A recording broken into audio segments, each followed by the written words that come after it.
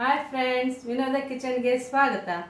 ಈ ದಿನ ಇಡ್ಲಿಗೆ ಸಾಂಬಾರು ಮಾಡೋದು ಹೇಗೆ ಅಂತ ತೋರಿಸ್ಕೊಡ್ತಾ ಇದ್ದೀನಿ ನೋಡಿ. ಮೊದಲಿಗೆ ಒಂದು 50 ಗ್ರಾಮ್ ಅಷ್ಟು ತೊಗರಿಬೇಳೆ, ಒಂದು 50 ಗ್ರಾಮ್ ಅಷ್ಟು ಹೆಸರುಬೇಳೆ ತೊಗೊಂಡಿದ್ದೀನಿ. ಕುದೀಲಿಕ್ಕೆ ಹಾಕಲಿಕ್ಕೆ ಕರಿಬೇವು, 2 ಟೊಮೆಟೊ, ಒಂದು ಈರುಳ್ಳಿ ತೊಗೊಂಡಿದ್ದೀನಿ. ಹಾಗೆ ಒಂದು ನುಗ್ಗೆಕಾಯಿ. ಈಗ ಆ ಐಟಮ್ಸ್ ಎಲ್ಲ ಹಾಕಿ ಈಗ ಕುಕ್ಕರಲ್ಲಿ ಒಂದು 3 ವಿಸಿಲ್ ಹಾಕ್ಸಿದ್ದೀನಿ ನೋಡಿ. ನುಗ್ಗೆಕಾಯಿ ಇದೆ ಇದರಲ್ಲಿ. ನುಗ್ಗೆಕಾಯಿ ಸಾಂಬಾರು ಮಾಡಲಿಕ್ಕೆ ಬೇಕಾಗಿರೋಂಥ ಮಸಾಲೆ ಸಾಮಾನುಗಳು. ಫಸ್ಟು ಇದು ಈ ಸ್ಪೂನಲ್ಲಿ 1.5 ಸ್ಪೂನು ಸಾಂಬಾರು ಪುಡಿ ತೊಗೊಂಡಿದ್ದೀನಿ.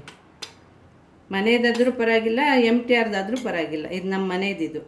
ಇದು ಅರಿಶಿನ ಒಂದು ಸ್ವಲ್ಪ, ಇಂಗು ಒಂದು ಸ್ವಲ್ಪ, ಸಾಸಿವೆ ಒಗ್ಗರಣೆಗೆ ಒಂದು ಸ್ವಲ್ಪ, ಸ್ವಲ್ಪ ಟೇಸ್ಟ್ಗೆ ಬೆಲ್ಲ ಬೇಕು ಅಂದರೆ ಹಾಕ್ಕೋಬೋದು, ಇಲ್ಲಾಂದರೆ ಇಲ್ಲ.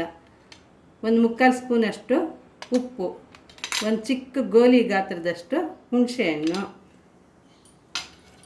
ಟೇಸ್ಟ್ಗೆ ಅಂತೇಳಿ ಒಂದು ಮೆಣಸಿನ್ಕಾಯಿ, ಬೇಕಿದ್ರೆ ರುಬ್ಲಿಕ್ಕೂ ಹಾಕ್ಕೋಬೋದು, ಕುದಿಲಿಕ್ಕೆ ಬೇಕಿದ್ರೂ ಹಾಕ್ಕೋಬೋದು.